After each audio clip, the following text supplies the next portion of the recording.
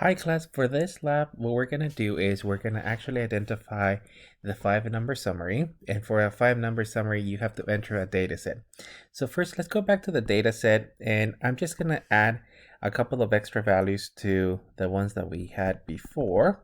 And if you change the data set, that's fine. I need you to copy this one. And let me just put a couple more. So let me put a 22 there. Let's put a 12 and a 17. I think that's good enough.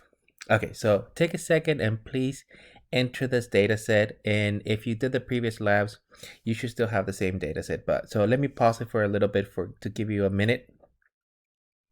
Okay, so now that you enter the data set, this is what I need you to do. Exit out of the command prompt.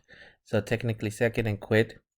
You don't need to sort it, but what you could do here is now run me the one variable stats. So we're gonna press stats, go to calculate, enter, and then run the one variable stats. Now the 5 number summary is gonna be here. So I want a picture of you running the one variable stats on this one. So show it exactly as it stands here. And then on another piece of paper, you can start writing out the 5 number summary. You can actually see the min is 2.4, Q1 is 4, the median or Q2 is 12, Q3 is 33.5, and then the maximum value, it's 50.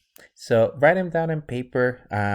You're gonna actually see that in chapter 2, how we're gonna be using those values to create some of the graphs. So I do want you to write it down so I can take another look at your other pictures and see if the writing that you're going to be submitting for chapter 2 will be adequate, or if it's too light, I'll just put a comment to use pen or something darker, but pencil's perfectly fine.